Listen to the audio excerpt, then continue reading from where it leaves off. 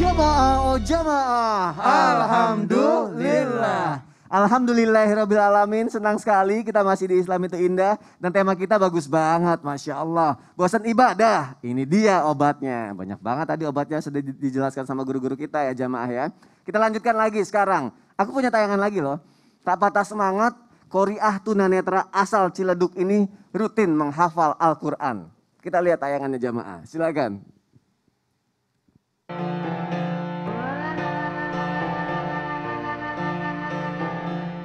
Masya Allah, sebuah inspirasi indah untuk kita semua. Sepasang suami istri yang memiliki keterbatasan penglihatan tak membuat mereka menyerah dalam menghafal Al-Quran. Masya Allah, malu rasanya. Pasangan suami istri ini melantunkan ayat suci Al-Quran dengan sangat merdunya. Masya Allah.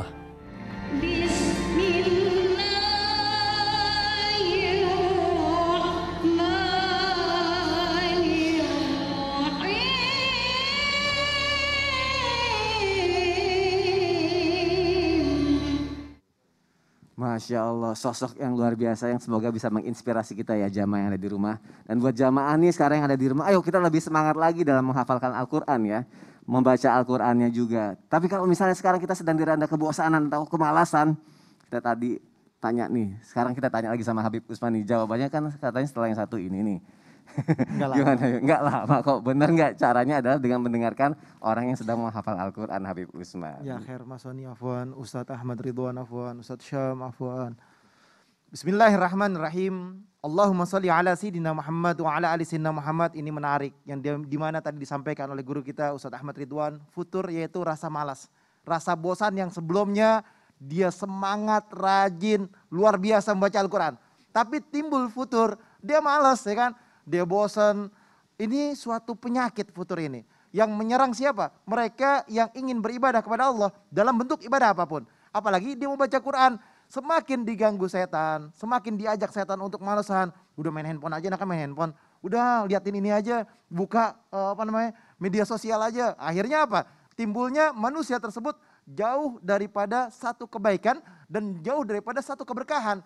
Yang dimana kalau ditanya nih, andai hatimu benar-benar bersih, niscaya kamu tidak akan pernah bosan baca Al-Quran.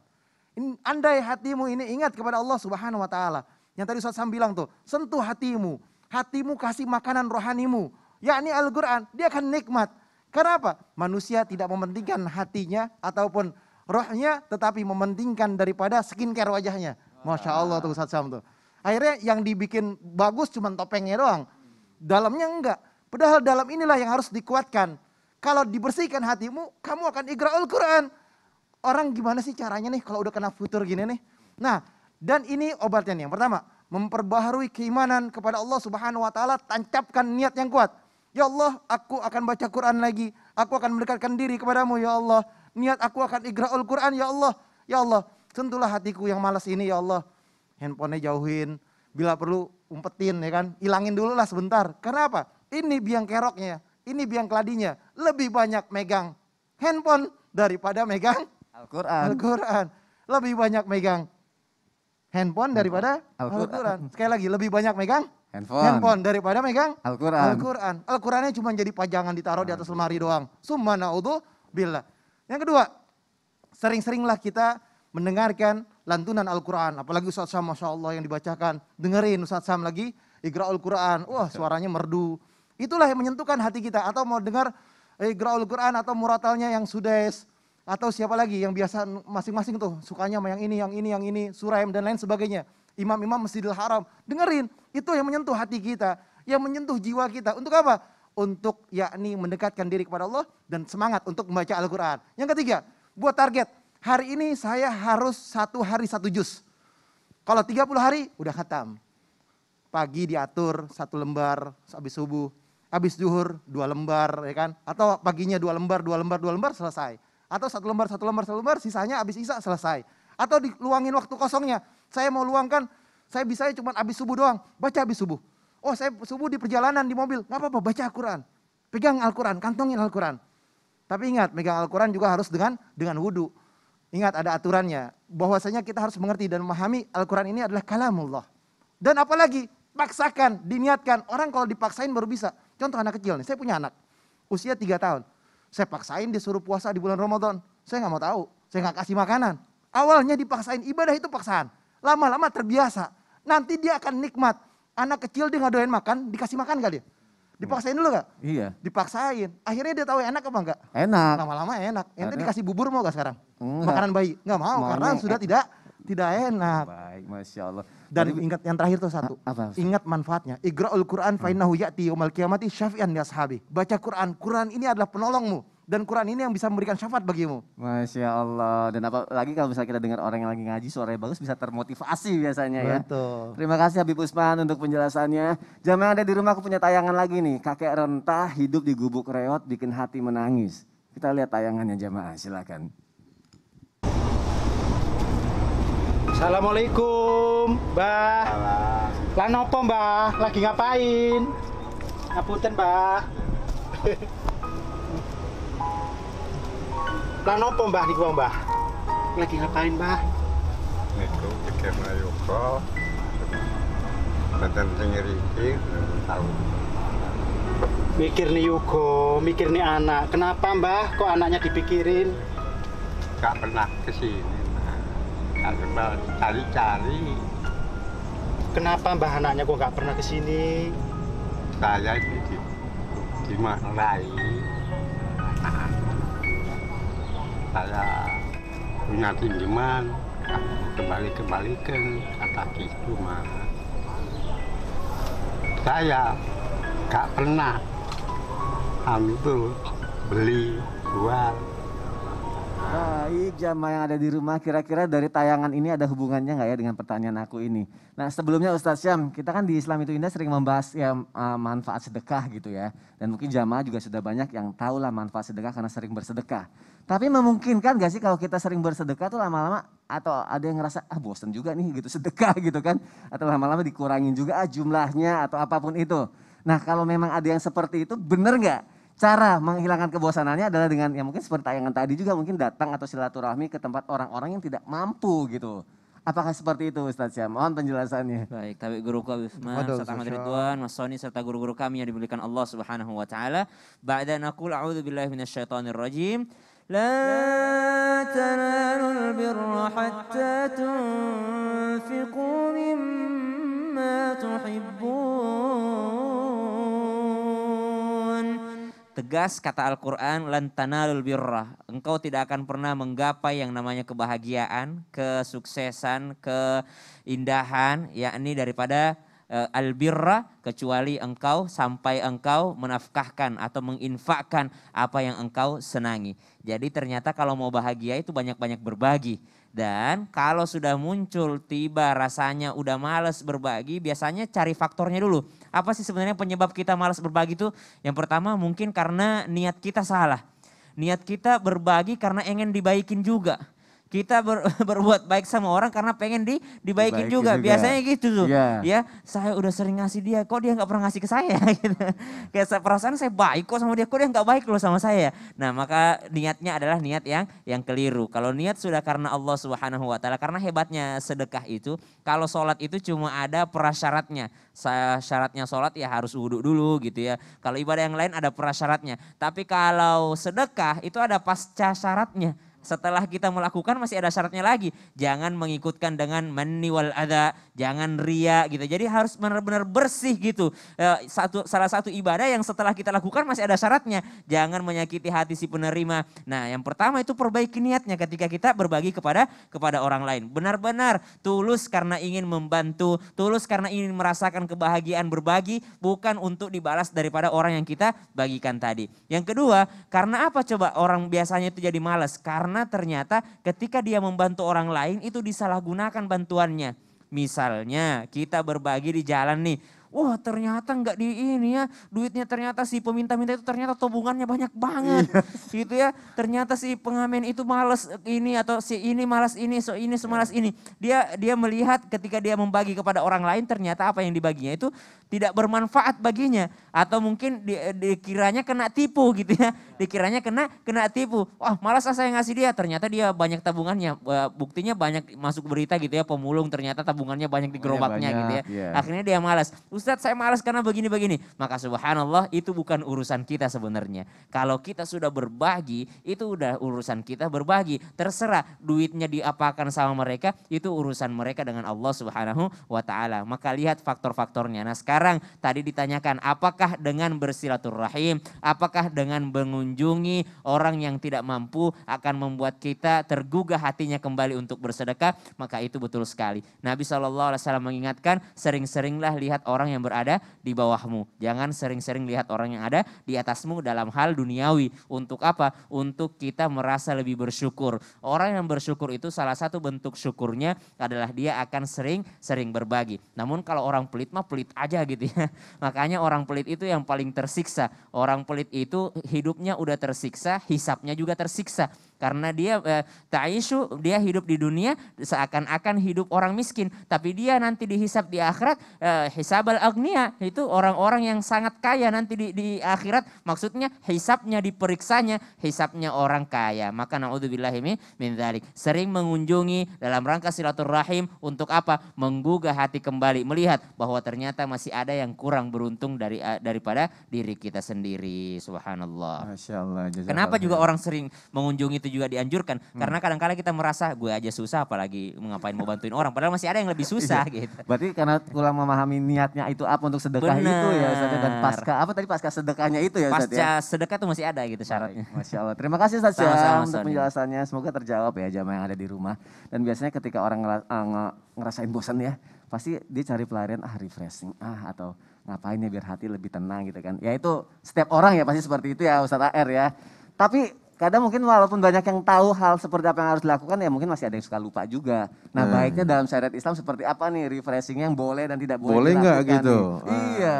Mohon penjelasannya Ustaz AR silakan. Izin Bang Sony, Habib Usman, Ustaz Syam, Bismillahirrahmanirrahim. Jadi kalau bicara tentang berhibur atau hiburan, boleh nggak sih di Islam? Rasulullah pernah bilang kepada Abu Bakar, da'hu ya Abu Bakrin. Udah biarin wahai Abu Bakar. Li'alaman nas anna fi dinina yusrun. Agar orang tahu di agama kita juga itu enggak gitu-gitu banget gitu loh kalau bahasa kitanya. Artinya ada kemudahan, ada kelonggaran, ada keluasan, ada juga hal-hal yang bersifat berhibur itu. Makanya bukan hidup ini kayak mendegang terus ya, horor gitu, enggak. Agama kita ini yusrun, yuridullahu bikumul yusra wa la yuridu bikumul usra. Nah, Rasul juga beberapa kali sering bermain, menghibur anak-anak gitu kan, bahkan berlomba dengan istrinya, bahkan bercanda dengan para sahabatnya. Rasulullah SAW seorang yang sangat, kalau kita bisa katakan the perfect one, yang paling sempurna Rasulullah SAW. Udah cukuplah begitu. Nah makanya ada syaratnya mungkin begitu. Apa yang dibolehkan? Satu, yang halal, yang mubah, ya, yang sesuai dengan tuntunan syariah. Kalau seandainya itu berhibur sampai akhirnya, maaf, mempertontonkan aurat, ya kan? Kemudian menghilangkan muru'ah, ini nggak boleh. Nggak boleh, agama kita melarang. Jadi apa yang menjadi batasannya adalah qala Allah, apa yang dikatakan Allah dan apa yang menjadi huda Rasulillah, petunjuk Rasul SAW. Yang kedua adalah jangan sampai berhibur malah melalaikan kita. Hiburan, mau berhibur tapi, woi bro sholat waktunya. Udah sholat ya gitu ya. Nah ini lupa juga salah, lupa waktu jadinya. Nah ini yang tidak boleh. Kenapa? Karena orang yang berhibur harus punya pakem dia, tidak boleh sampai melalaikan. Karena orang-orang yang beruntung yang Allah sebutkan di Quran surah Al-Mu'minun, walladzina hum 'anil lagwi mu'ridun. Justru mereka yang menjauhi perkara yang sia-sia. Lah kalau justru dia mendekat kepada kesia-siaan, yes, jangan, enggak beruntung kata Allah. Dan yang ketiga syaratnya adalah mereka orang-orang yang berhibur tapi tidak ada unsur darar wala dirar. Apa itu? Tidak membahayakan dirinya, tidak membahayakan orang lain. Hiburan sih hiburan, tapi nembak-nembakan ya, nembak orang gitu ya. Jangan, ini membahayakan orang lain. Bahkan jangankan manusia, hewan pun yang dijadikan target untuk mencoba seorang menembak, memanah, tidak boleh dalam Islam. Berburu tidak itu boleh. Ya. Kalau gunanya untuk berburu, ya itu boleh. Tapi kalau dia dijadikan untuk latihan memanah, latihan menembak, di dalam agama kita tidak boleh. Jadi ada unsur yang harus kita penuhi, diantaranya adalah la dharara wa la dirar. Kalau ada hal-hal yang membahayakan diri kita atau membahayakan pihak lain, di situ agama mengatakan stop. Kenapa? Karena berbahaya adalah salah satu yang harus dijauhi. Ad-dararu yuzal. Dalam kaidah mengatakan kedaruratan atau kemadaratan harus dihilangkan. Nah, bagaimana caranya kita? Silahkan berinovasi, silahkan berkreasi, silahkan membuat temuan-temuan baru dalam mengekspresikan diri kita sehingga lahir sebuah refreshing tadi itu atau merasa refresh keadaan kita, tapi jangan sampai mengorbankan orang lain. Ya, ada orang senang gitu ya. Coba yuk jalan di situ ya. Kenapa? Itu jalan di titian tali itu, bawahnya jurang. Oh iya. Ya kan? Saya senang lihat dan saya senang tantangan ini gitu ya. Oh, nah, sampai itu juga nggak boleh. Rekam lagi kan sekarang banyak. Sambil ya. ngerekam, dia ngerekam orang lain atau dia sendiri gitu kan. Dia sendiri berjalan situ. Bukan memacu adrenalin, tapi Anda menantang maut namanya. Aduh. Allah mengatakan wala tulqu bi aidikum ila tahlukah. Jangan dengan kedua tanganmu kau lemparkan dirimu dalam kehancuran. Enggak boleh dalam agama kayak gitu. Nah, seperti itu mudah-mudahan 3 syarat menjadi panduan kita bolehnya berhibur. Masya Allah, Ustadz Air terima kasih Ustadz Sama-sama, untuk Ustadz. penjelasannya. Seperti yang Ustadz Air bilang ya jamaah, silakan berinovasi, berekspresi, kreatif dalam segala hal. Yang penting tetap ingat sama Allah, jangan membahayakan orang lain, jangan lupa waktunya juga untuk beribadah ya Ustadz ya. Terima kasih Ustadz, kita lanjutkan lagi jamaah yang ada di rumah. Tadi Ustadz Syam sempat bilang deh, kalau misalnya kita ibadah ya udah jangan terlalu berlebihan dulu, tapi coba pelan-pelan dulu. Yang penting istiqomah gitu kan ya. Nah, supaya istiqomahnya itu Ustadz Syam, Wah, ada doa nggak nih? Atau apa yang harus kita lakukan lagi, doa-doanya apa dan amalan apa atau apa yang harus kita lakukan Ustadz Syam? Baik, bismillahirrahmanirrahim. Tabi guruku Habib Utsman, Ustaz Ahmad Tafadhol, Ridwan, Ustaz Mas Syamsuddin Soni, Nur. serta guru-guru kami yang dimuliakan Allah Subhanahu wa taala. Maka ada satu ungkapan yakni al-istiqamah khairum min alfi karamah. Ya, istiqamah itu lebih baik daripada 1000, daripada banyak, daripada karamah ya, kemuliaan. Maka istiqamah itu memang tujuan kita hidup di dunia. Ibadah kita tuh harus istiqamah. Karena yang dihitung itu adalah innamal a'malu bil khawatim. Sesungguhnya amal itu yang dilihat adalah amalnya atau yang namanya akhirnya. Maka subhanallah, yang pertama yang ingin kami sampaikan sebelum kita akhiri daripada perjumpaan kita, yakni malas itu bukan dosa kecil. Jadi malas itu adalah dosa besar. Kenapa? Karena dari malas ini bisa berujung kebinasaan. Banyak orang yang merasakan, ya Allah kenapa sekarang kita dikuasai daripada negara asing. Kenapa kita ini semuanya berawal dari kemalasan. Semuanya berawal daripada kemalasan. Kenapa kok saya nggak jadi pintar, ini semuanya berawal daripada kemalasan. Maka kita belajar untuk bagaimana rajin itu istiqomah. Rajinnya adalah istiqomah. Walaupun namanya manusia ada futurnya. Yang pertama doanya dalam Al-Quran surah Ali Imran ayat 8. Ba'dan aku la'udzubillahi minasyaitonirrajim. ربنا لا تزغ قلوبنا بعد إذ هديتنا وهب لنا من لدنك رحمة إنك أنت الوهاب. Dalam surah Ali Imran Allah ajarkan satu doa, Rabbana la tuzigh qulubana ba'da idh hadaitana. Wahai Tuhan kami, jangan engkau buat kami melenceng. La tuzigh, zaghah itu adalah melenceng tanpa kita sadari. Jadi kalau orang main handphone jalan tuh biasanya dia pikir jalan lurus padahal udah melenceng gitu ya. Jadi melenceng tanpa kita sadari. Jadi kita tuh digoda setan tuh gak pernah sadar gitu kalau lagi digoda setan. Gak ada setan tiba-tiba, oh jangan sholat, gak ada gitu. Tapi setan pelan-pelan, ngapain sih sholat sunnah, kan yang diperintahkan yang wajib doang. Gak sholat sunnah juga gak apa-apa. Ngapain sih puasa sunnah, kan ada Ramadan udah full 30 hari, ngapain puasa sunnah lagi. Ngapain sih baca Quran, padahal kan begini. Ngapain sih ngafal Quran, udah banyak kok hafiz Quran, gak usah kamu juga ngafal Quran. Jadi setan tuh pelan-pelan dalam menggodanya. Akhirnya lama-kelamaan ngapain sih sholat di masjid, di rumah kan bisa. Ngapain sih berjamaah sendiri pun udah sah. Itu akhirnya ngapain sih setiap hari, sekali sepekan juga boleh kok, itu Jumatan aja. Akhirnya menjadi sekali setahun, lebaran doang. Ya jadi pelan-pelan setan itu. La tuzigh qulubana ba'da idh hadaitana. Ba'da idh hadaitana, setelah engkau memberikan petunjuk kepada kami ya Allah. Wa hab lana min ladunka rahmah. Ya Allah, berikan kami rahmat-Mu. Karena yang bikin kita itu semangat itu rahmat Allah Subhanahu wa taala. Tidak ada yang lebih penting atau lebih indah pemberian Allah kecuali daripada rahmat Allah Subhanahu wa taala. Bagaimana Ashabul Kahfi itu diberikan rahmatnya Allah. Rabbana atina min ladunka rahmah. Itu mintanya rahmat. Ya, Ashabul Kahfi tidak minta apa-apa tapi mintanya rahmat Allah Subhanahu wa taala. Wa hab lana min ladunka rahmah innaka antal wahhab. Ya, ada pernah dengar kata hibah enggak Sony? Hibah. Ya. Hibah. Jadi bahasa Arab itu Rabbana atina, ya Allah berikan kami. Rabbana hablana itu juga berikan kami. Tapi kalau hibah itu artinya hadiah. Jadi yang kita minta ini sama Allah ini hadiah spesial. Ya. Apa hadiah spesial itu? Berupa keistiqomahan. Surah Ali Imran ayat 8. Shadaqallahul adzim. Masya Allah, jazakallah khair Ustadz Syam. Terima kasih untuk penjelasannya. Kita akan lanjutkan lagi jamaah yang ada di rumah. Kita akan kembali menjawab pertanyaan yang sudah masuk ke media sosial Islam Itu Indah. Dan juga nanti kita akan berdoa bersama. Jadi tetap di Islam Itu Indah. Jamaah, oh jamaah. Alhamdulillah. Subhanallah.